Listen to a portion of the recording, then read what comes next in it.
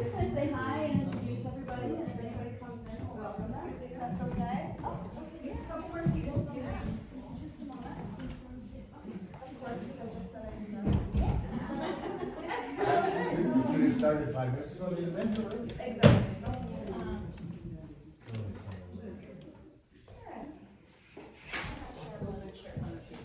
It's okay. It's all right. Did one of them fall?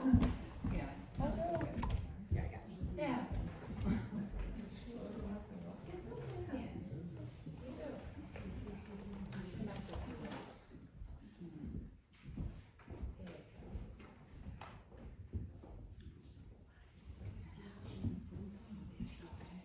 Are you leaving the Yeah. Yeah, we're just gonna do that. That's what I need. Do you have enough chairs? Let me put this on just in case. Is he parking in the lot behind the school?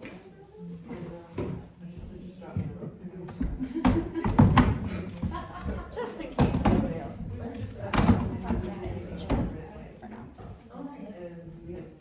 Trying to get out of it. All right, so I'm gonna start again. Yeah, really good.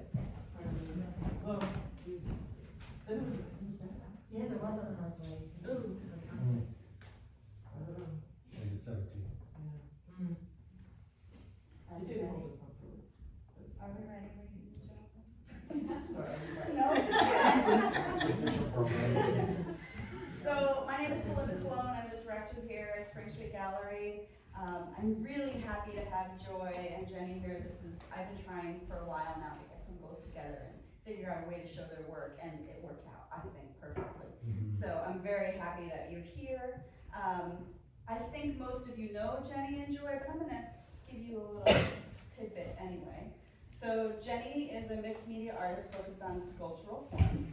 Her artwork draws inspiration from the beauty she finds in nature, which is nice and obvious.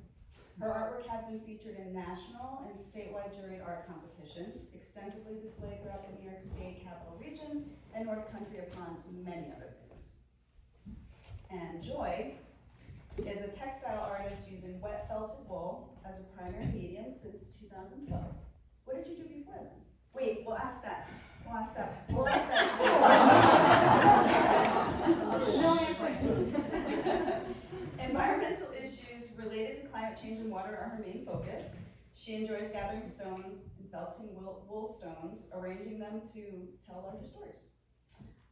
She's shown at Hudson Valley MoCA, the Mohawk Hudson Regional at the Hyde, the Schweinfurth Art Center, did I say that right? View Art Center, the Arlington Center for the Arts, and many, many more. Also, we have a workshop coming up with Joy. It's going to happen on April 26th at 5:30 p.m. here at the gallery. No, it's So like 3 3 p.m. Yeah, Thank a you. little bigger than that, Oh, a little bigger. this big. At 3 p.m. You can come to me and sign up if Somewhere you want to between at the end of the talk. Yeah.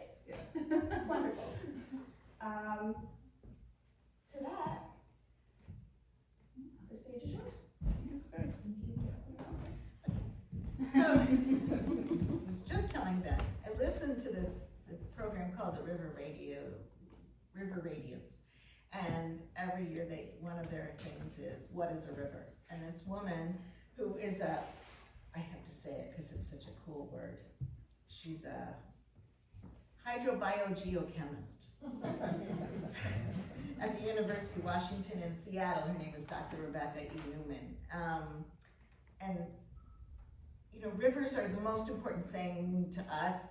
Like, I've seen you kayaking and I've kayaked with you, and just rivers, right? So a river is a paradox, the smallest and fastest components of the global water cycle, but one of the most important pieces from the human perspective. Fresh water is only 2.5% of all the water on Earth. Out of that 2.5%, 70% of it is frozen glaciers, permafrost, and then 30% is in groundwater between rocks and sediment, our aquifers. So then we get to, between that 70 and that 30, there's this other little bit, because those are rounded up numbers. that 0.33% of that 2.5% is in lakes, another 0.03 in the atmosphere, 0.006% is in rivers. And yet, it's like ruled all of civilization, right? Where everybody settled and what we did. And smaller than that is the amount inside of all living things. And water on average stays in a river for 2 weeks max. So water. Where does it go? To the ocean, or gets evaporated, or yeah.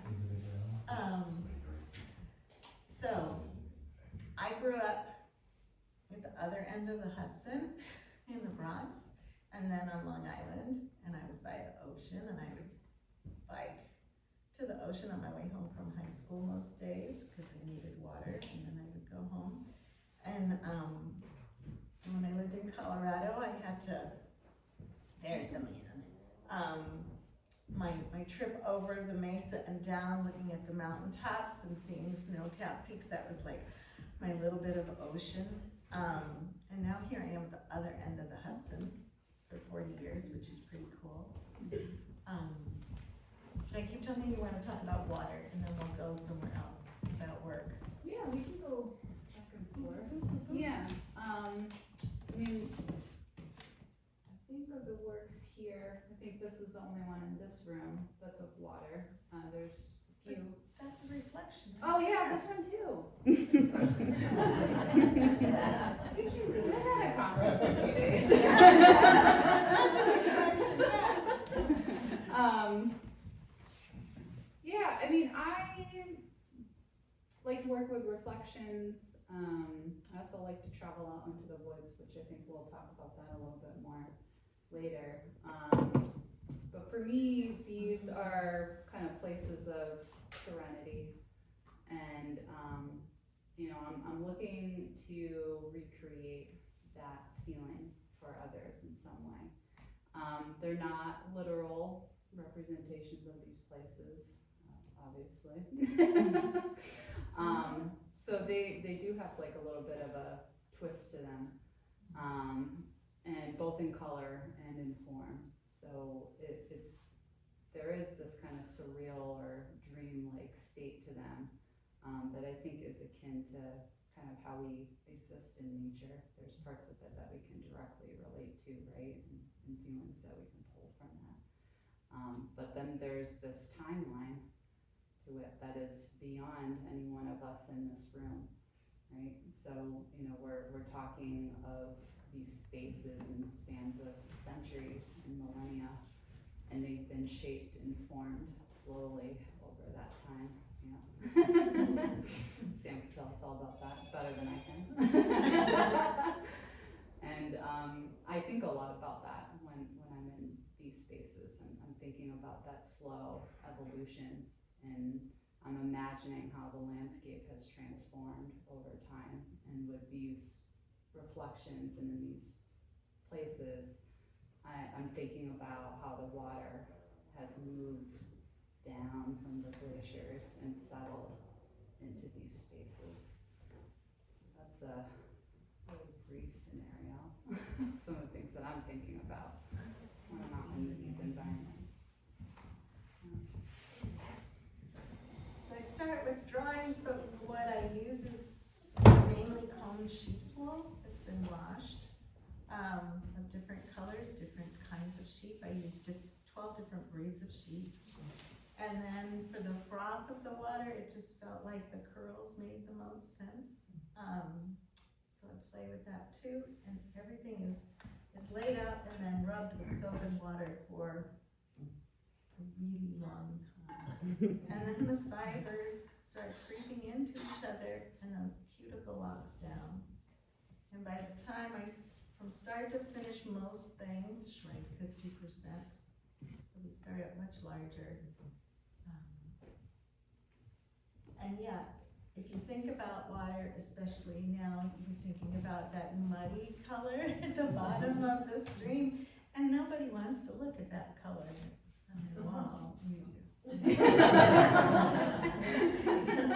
do when we're out there, yeah, but it's we all kind of, I think, enjoy the blues and greens more, the reflections of the sky and the trees. So there's that lie that tells the truth. There's because of that, right? A lot of slow looking, right, over time. It matches the medium as well. Right. Yeah. You need water to grow the wool, to grow the grain that feeds the sheep, but then comes my medium, again, turns out into a rock that's in the area.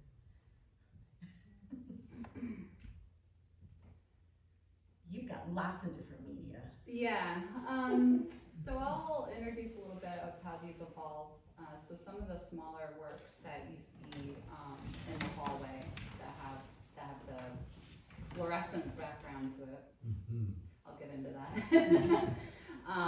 All my works begin as these smaller sketches, and they can be anywhere from 5 inches to 24 inches, but they're all relatively small scale, usually black and white. Sometimes I'm creating them in the environment, like I've been able to with this piece here in the center and on the end.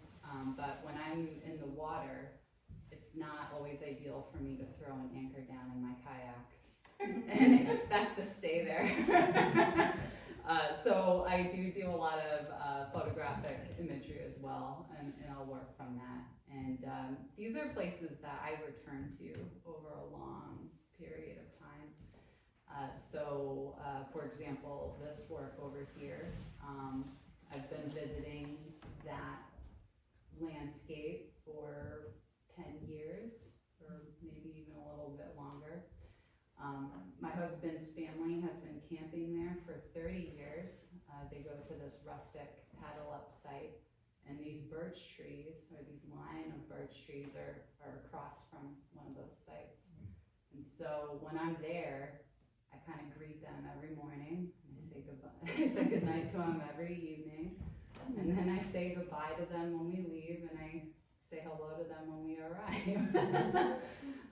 And I'll spend a lot of time watching the sun rise over these trees and the sunset over these trees. So I spend a lot of time observing and thinking, imagining these geological shifts, but that light, that interplay of light is also kind of becoming part of my memory as well too. So I create these sketches. I will then scale them up into the larger forms that you see around the room, and even the smaller ones. And I recreate them, reimagine them, try to place myself back into these spaces. So they're both meditations and ruminations. And I pick up the materials that feel comfortable for me to be working with at the moment. So the framed works are multi-layered. I use a material called Mylar, which is drafting film, essentially, like it would be used by architectural firms. And it's a two-sided Mylar, so I'm actually drawing on both sides of it. There's multiple layers sometimes within the works, layered kind of within one another. There's also moments in which I'm painting directly onto the Mylar itself. I might be painting on the paper below it. I might be painting onto the background way below it. So there's kind of this multi-layered system. I'm almost doing like backwards printmaking in a way, or very old school graphic design where they were literally taking out pieces of paper and cutting them and reimagining them. And a lot of the time there's an idea in terms of what this could look like. There's always like an idea of a color palette in my mind. It tends to be complementary, but then it gets turned up just a little bit on its edge. And I throw in fluorescent orange or pink or yellow or teal. Teal is very popular in my work. And I think what I'm trying to express there is kind of this inner illumination, right? And I think that's both, it could be metaphysical, it could be philosophical. For some people in the room who are religious, it might be that. but there, there is something from within that I'm trying to emphasize that I think we can all relate to. So, each person might bring their own feelings to these artworks. They might not see trees. I've had someone ask me if this is, actually two, ask me if this is a golf course. And that's fine. That's fine. Yeah, I'm okay with that. Yeah, right, the hole's right there. So it's not terribly important to me that people understand that these are trees, but I'm hoping that they at least spend the time looking. And I think that's what I'm hoping for them to take away from it as well. In a similar way, I want people to see, oh, beautiful water flowing, oh, I relate to water, but I'm trying to say something else too. So little nuisance dams are an issue throughout the Adirondacks, and they keep like the little eels that are born, they go all the way from the Sargasso Sea up through the Adirondacks, and the little nuisance dams got in their way. So those wild crazy things are called flow free, because I want those dams out of there so that fish can travel back to their spawning grounds. Or the piece that's really long and flowing down to the rocks at the bottom is called running out, and that's because I have concerns about our potable water sources running low throughout the country, especially when I visit the Southwest. I mean, it's like in your face how little water there is. So I'm mixing the fun of the water with those larger issues. Yeah, I think it's hard to be in this moment, right, in our lifetime, and not be thinking about conservation and how the climate is changing. We all have different ways in which we're participating with that. It's certainly not something you might not necessarily know that I'm participating with that through my work. It's not an obvious statement, but it's definitely a concern of mine and something that I'm passionate about and thinking about. And the way I'm thinking of it is actually this is really, I read a lot, and one of the books that I'm reading recently is called Light Eaters, and it's all about kind of the evolution of plants and the biology of it and how we think of plants and how science has interpreted these. I don't even want to call them beings because they would be so mad that I call them beings. But one of the things that they say, or one of the things that she notes in her book is, plants and trees are like saeculams. So a saeculum is like a person's time on this earth of living memory. So the longest living person alive, that span of time, that memory of it.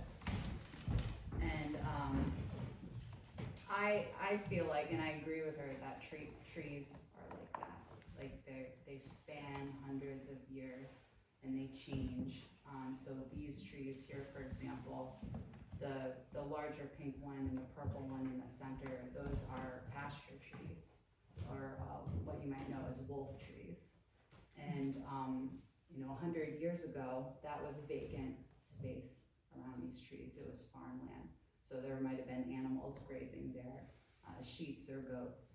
But now what's grown up around them is all these taller pines that are now kind of closing them in. But they're still an essential part of this ecosystem. They're teaching the other plants around them. They're nourishing the other plants around them. And there's a much wider, fruitful conversation happening between these plants. It's not in the way that we as humans express dialogue by any means, but there's a great exchange of information both within the plant itself and then among the ecosystem around it. And and I think, this day and age, it's a really important thing to be participating with. So, it's my own personal journey, but then it's also about this greater ecosystem and how we're all relating to one another as well and participating within it. I don't know what else to say. I have a question. So can you both talk to us a little bit about the sculptural forms of your works, where that direction came from, where, something people have been asking me is, why doesn't it, how does it hang on the wall? Like, why isn't it, somebody asked me why it wasn't in more of a 3D form, and I was like, and I was asked, actually, how do you put something like this on the wall? Isn't this supposed to be on the floor or on a desk? Or, so talk to me a little bit about your vision of creating these works to be on a wall that have such a dimension to them. I think part of why I'm drawn to the wool is that it has that possibility. The first time I took a felting class, I made this flat piece of cloth, and it was like, oh, I'm the daughter of a seamstress, now I have to sew into something. I don't want to do that. So then my friend Robin, who had a studio where she was teaching, showed this thing for a cat cave, which was this beautiful sculptural form. I don't have a cat, but I wanted to make one of those. And so she said, well, you have to learn how to work with a resist first. So Brooke and I were in that class, and we learned how to make a beret, which is what I'm going to teach. We took a piece of plastic that was twice as big as our head, and we laid out the wool on one side, and it extended past the edge, and then in 4 different directions, and then we flipped it over, and we wrapped that wool around, laid out another 4 layers, wet it out, and then we started working and rubbing and doing that edge, and you didn't have to sew it, and you got both sides. How cool is that? So, a hat is just a vessel upside down, but then you just keep exploring everything that it can do. You can roll it and make a spike. You can, it just has all these possibilities that really excited me. And so then I got into rocks and bags, and again, you're not going to see that side seam. The only seam you're going to see is this little slit where after it's shrunk down 50%, I pull that piece of plastic out, I stuff it, and sew it closed. So it's pretty wonderful, and if I do something flat, I go, ugh, like I could be doing a painting. And I used to paint, but I don't want to anymore. I want to have that relief, that sense of dimension. And some of it I have planned in my head from the beginning, and I'll account for how it's going to bend and move. I can take old felts and cut them up, and I can layer them 2 layers of wool under old felt, 2 layers on top, and that will make it puff up so that it has that dimension, and I did that on the spiraling piece on the side. Everything else I've pleated, but if I want it to connect, all I have to do is put another layer of plastic, take some strands around the edge, and then start another layer. It's just more exciting to me. And then the shadow play and the light play, that's really a lot of fun. The stones in that swirling piece again, that was done with layers of old felt in between, and then I had to do a lot of this to get them to squash up. But everything else has some stones separately.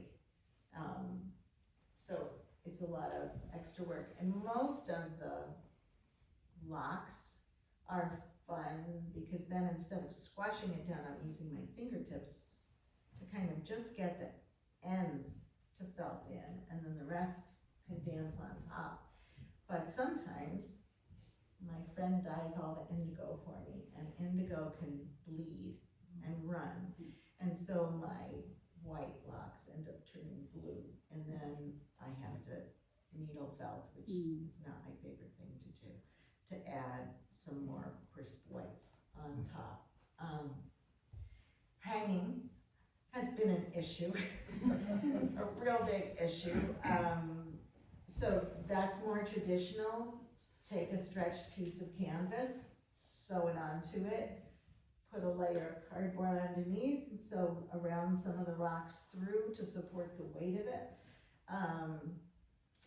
And then when I went to the flow free, it was, okay, I'm gonna take cardboard and cut it, that's acid-free cardboard.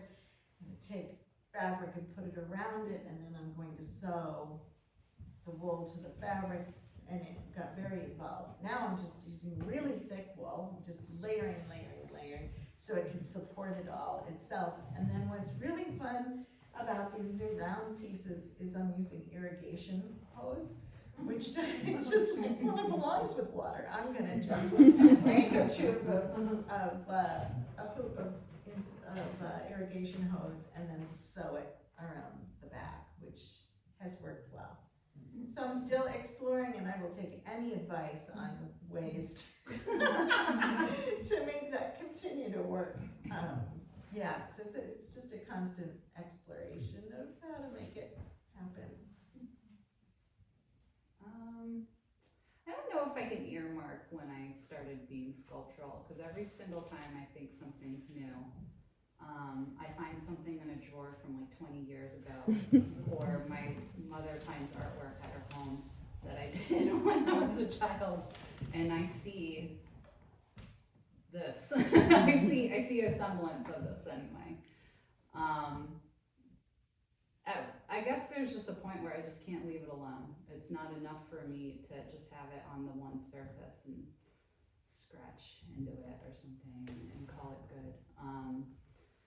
So when I was in grad school, however, that's when I found Mylar. I was working in the printmaking studio. I tried so hard to be a printmaker. I tried so hard.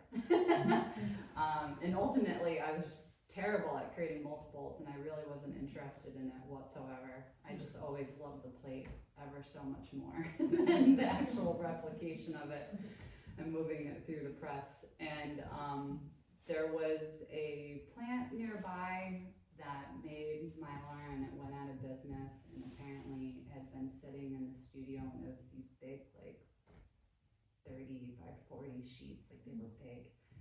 And my printmaking professor, seeing how frustrated I was with fighting this process that my brain just didn't want to do, said, hey, here's this stuff, why don't you do something with it? So I started painting on it, and I started hanging it from the ceiling and doing all different stuff with it. And my professor was like, what are you doing? I'm like, I don't know. I'm just gonna keep going. And some of them told me what I was doing was pretty bad, but I just kept doing it anyway. And years later down the road, it's evolved into this. So it's just kind of slowly transformed over time. When I started making the wood sculptures, I think one day I just decided I wanted to do it, and I went to my father and I was like, how do I do this? And he's like, well, here's a skill saw. Don't put your hand here. And he set me up with some sawhorses, and I was just out in my yard cutting these things out. And then I had to figure out how to put them on the wall, and sometimes they would fall off. And even when I dropped them off for Belinda, I said, if something falls off, it's fine. I'll just glue it back on. So don't worry about it. That's always comforting, I have to say. I was like, they're secure though, they are.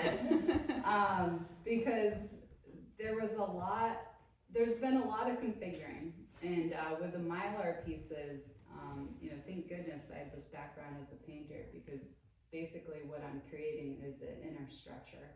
And the Mylar, of course, doesn't want to work that way. It can't stretch over the sides of a stretcher.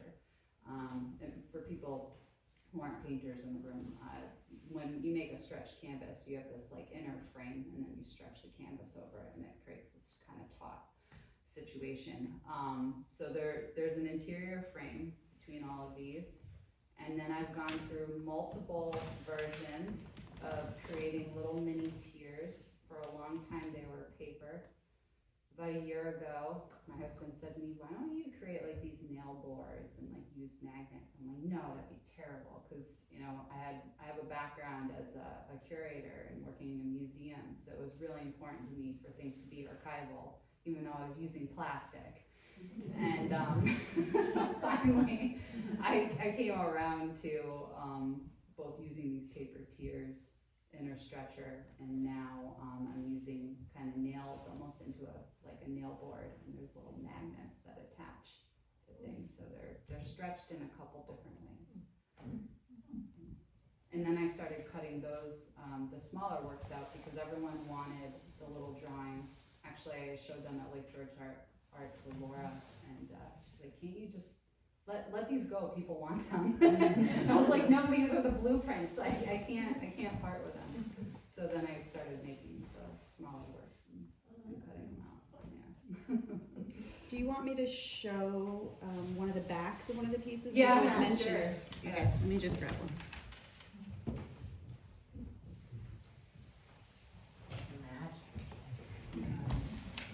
So within the last year and a half, I started using fluorescent paper or making my own fluorescent paper. So the small works all have fluorescent paper on the back, and actually so do the works on wood. They have fluorescent paint. So on like this work, you can see some of the paint coming out. There's orange on that one. This one actually has yellow and green behind it, but with the high light, it's not as visible. And yeah, it's almost like when you're looking through the trees, right? Like there's this ambiance that like happens, and that's when that idea started to come into play for me. Because I used to joke I would push around paper as much as I would spend time creating, and one day I was just kind of lifting it up and seeing the reflection underneath. And I was like, all right, gonna add that in, see what happens. Well, I remember we were in a critique together, and you had spoken to another artist about the fact that you were really interested in putting light and color behind your works. So I think you really, really handled that well within these materials. Yeah, and I think it's still evolving. Like I still want to put lights behind it. Like I've even got this idea that I'm going to start cutting things out of colored plexiglass. So we'll see where this all goes. I think, you know, over the next year or two, probably some of that's going to start to happen. The paper is going to start meeting the wood, and the wood's going to start meeting the plastic, and you know, who knows where this is going to go. That's not done. Does anybody else have any questions?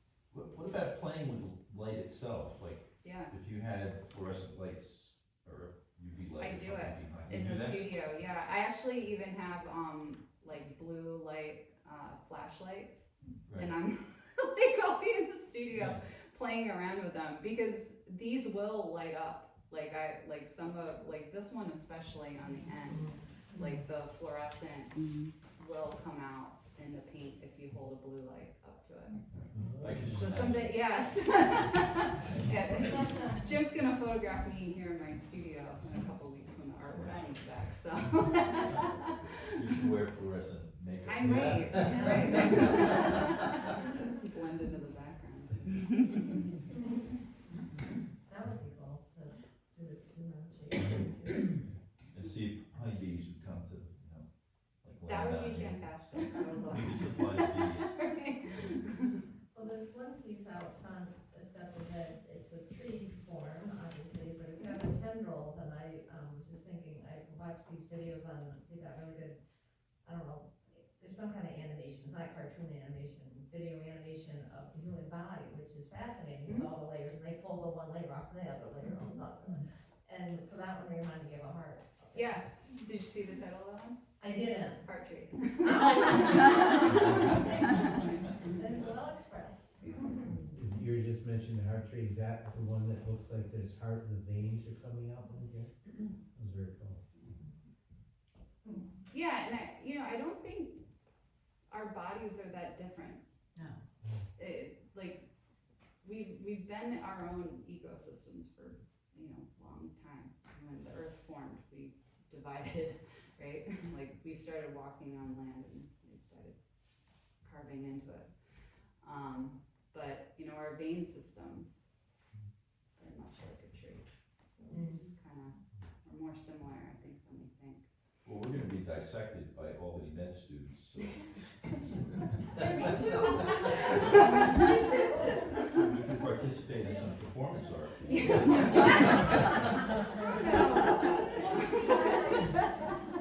Well, you have seen that, the one gentleman that did the veins. Oh, yeah. That was, Gross. yeah. Oh. The bodies exhibit, I went to it in New Oh, York, bodies. it was pretty interesting. As much as I wanted to go, I got there and I was like, Well, they were all prisoners too. Right. Yeah. what? Yeah. Yeah. Well, they There volunteered. was two different ones that I went to. Were they both? I'm sorry. You know, what I love hearing from both of you is this, what it means to be an artist, and you're playing around with stuff, and you don't always know what's gonna happen. And it's, making art is really a leap of faith, and you have to have a plan, and you have to know your medium, your materials, and you gain a lot of knowledge over time, how to use your mediums. But, just like, they both are saying this, like playing around with paper. Oh, and like one thing leads to another, and you never know what it's gonna be next. You only know by spending time in your studio and keep pushing, and you follow the work. You don't follow, whatever, an idea in your head necessarily. I mean, you do, but you follow what the work is gonna be. But somebody handed you the mylar. Like, Yeah, somebody so handed me Right. 4 bags of Icelandic fleeces. Yeah. So all of a sudden I was doing these hairy things that didn't have curl in them, that aren't here, because I had these things and I needed to explore them. It was a whole different Yeah. way. I mean, you're handed something, and you don't know what, and you don't know what you're gonna do with it. And then you like sit down and spend time with it, and then it's amazing what happens. It's so interesting that these are so different, but not. Yeah. These carved wood, and they're so playful. I feel like I'm in sometimes I feel like Daffy Duck is gonna come out. They're fun. They're really and they're joyful. Yeah. And there's something much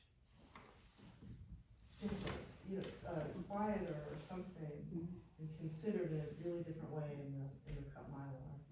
But it's like it's you. It's so cool. I love that. And this is kind of cellular too, like, I don't, how the cells move by each other, especially like where if you see like blood cells when they're moving in the stream of the water and you see them.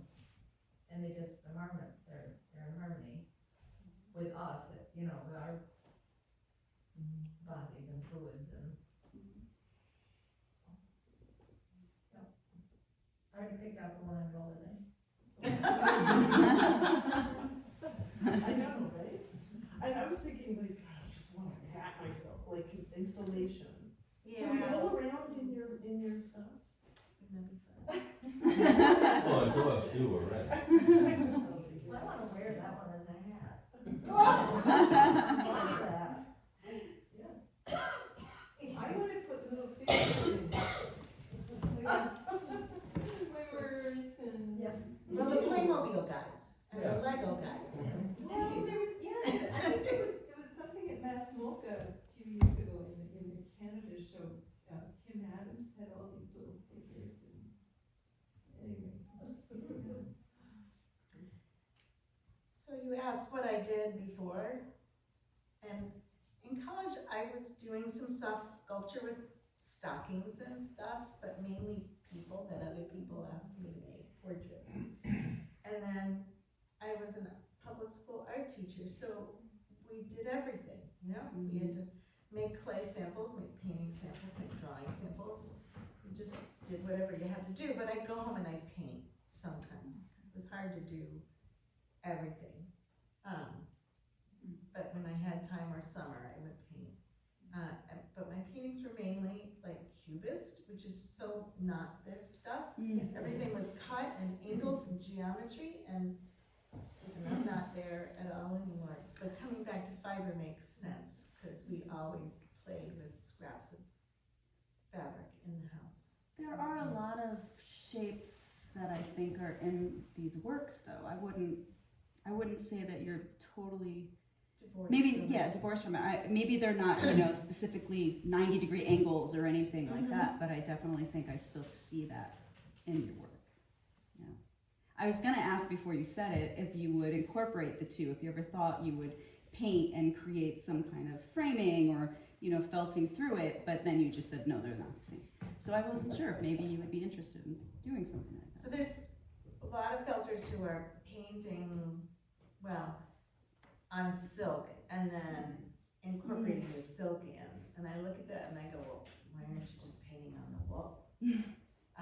And I think that's because they're incorporating paper in. But I think somebody's made up these rules that everybody's sticking to. And I'm not sure what rules I'll break next. Yeah, I think that's like true for both of our work. Like what wasn't gonna break next? Now we're gonna break it. And even, I like to break rules, so even if I make rules for myself about how I'm gonna approach something, then I have to rebel against the rules that I made. Yes. Yeah. I mean, when I'm teaching, or when I was teaching, I used to tell my students, you have to know the rules to break the rules. And it was kind of like a rite of passage for them. But I believe that. Like, I think you have to search the material, and it teaches you what to do. The other thing I always say is, like, art teaches you a lot about yourself, right? As you're making it, as you're looking at it, you learn what your insecurities are, you learn where your strengths are, where you'll take chances, where you'll be a little more reserved. When I was making, I have some felted shoes I made, and the design on them is not symmetrical because I know I can't work symmetrically, not that exacting. And if it was just a little off, it would drive the architect I lived with bonkers. So it was really important to just be as far from symmetrical as I could. And all the people laughing know the person I'm talking about. So you guys have shown now, you two human beings have shown quite a bit, all different places, in all different kinds of configurations with people. What does putting your art on the wall with the other person's art here do for you? Or tell you about it, or change what you see? I mean, for me, it was like this full circle moment. Like we're orbiting. I mean, we've known each other for years. We taught together, right? Yeah. Robin and I would take our classes, and Jenny was the director of the LARAC or the educator at the Hyde, and we would take our classes and we would just play and talk over each other. Yeah, it's been a long time. I mean, I guess I never even thought about the fact that we hadn't shown together in a way, because the relationship was already there. And it really took Belinda saying, like, you guys should do this. And I was like, oh, wait, we haven't done this before. Right. And it's important, and there's a lot of kinship. The works do relate to each other. Mm-hmm. We both have depth, we both have nature, we both are drawn to sitting in our boats in the middle of nowhere. And searching the material, letting it tell us. Speak the direction it wants to take. Yeah, even the directions we don't want it to take. Right? You gotta give into it. Stop fighting it, just go with the flow. Yeah, like Mylar does not want to do this. Like sometimes I'm just like cursing myself out in my studio by myself. But it's what I need it to do. That's And so it interesting finds that you its say way. that. Because what is it? It's just, what does it not want to do? Because they're It's so beautiful, you made it work, so what does it not want to do? Well, it doesn't want to stay separate, right? It wants to just It doesn't wanna stay, and it also doesn't wanna accept the material. Okay. Like, it really just wants to be drawn on with some black marker and, or pencil and call it a day. Like line study. We're Yeah. gonna take this color. Is that something you discover about yourself? You don't wanna stay. I don't know. It's an interesting question though. Somewhere in your process, you saw like an effect of something. Yeah, And you're like, I'm gonna figure this out, I think, right? I guess the best way I can explain it as, you know, when you're looking at water, right, there's always something just underneath. Or there's that. There's foraminifera. Yeah, there's an amoeba in there. Or, you know, there's this light that moves through it. And you can kind of almost even see it at different depths. I love that idea. And I think that is what I'm trying to capture with this material in a way. Yeah. And that's why I'm never fully served by just the canvas or just the paper. You're also doing that sculpturally, Yeah, right? So yeah, exactly. Jenny, are you using matte mylar? Yeah. Yeah. Yeah. Because otherwise it would. Oh, yeah, no, one side it's completely glossy on the other side. So it's glossy on one side, matte on the other, so you draw on the matte side? This is matte on both sides, this Okay, type of mylar. okay. yeah. Does the colors blend easily, or is that Some do. hard? It depends on, the pigment. It depends on the pigment that you're using in the And- colored pencil. Okay. Because some pigments are, soft, some are harder, some are softer, some are more synthetic than others. Some, probably a little more bit natural pigmentation, so the dyes, take to the surface a little bit better. So they're pencils that you're using? I'm using colored pencil, Okay. yeah, for the most part, using colored pencil. Does the temperature affect the model? I think it could, yeah, I think it could. What are you using for your colors on your wood sculptures? So I'm trained in oil paint, so this is actually oil paint, but it's really well suited to an acrylic paint medium. So this one on the end is acrylic, but now I'm thinking they're probably gonna blend together.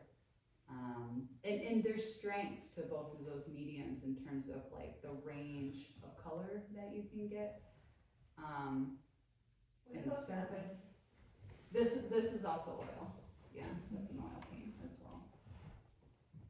I get the feeling that both of you probably really enjoy your process. Like it would just be nice to be in your studio. I don't know if I'm sitting in there with me.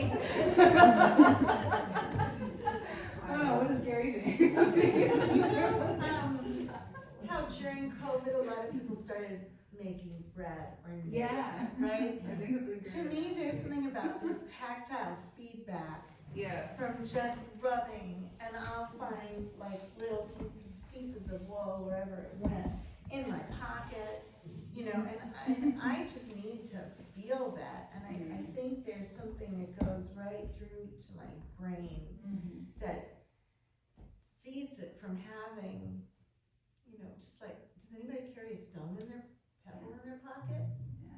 That's curious. I always have something. There's a rock to throw, you know, Throw one of those rocks. yeah, for sure. Yeah, so I think I really love that tactile quality, and I need it in some way. No pun intended. Yeah. my husband wears rubber bands, and I find rubber bands all over my house. And I started noticing that he just snaps them on his Yeah. wrist and plays with it. I think that's that same kind of feeling of having just something. It's almost comforting. Yeah. Yeah. yeah, I have a rock collection. I like to We spend both hours- have rock Yes, collections. that's Yeah. why it's like hours Windows, looking at it. sills, tiles, Yeah. inside, outside. Yeah. I had to take mine off because I had some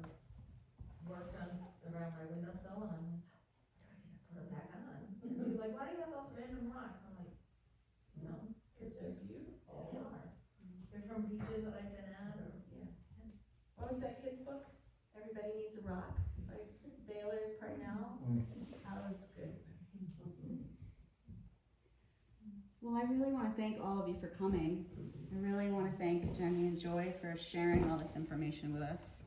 And I also want to let you know that this show is partially going to be providing funds back to the Hudson River Watershed Alliance for the work that's sold, so it's something to think about. If you don't know about them, their mission is to unite and empower communities to protect our shared waters.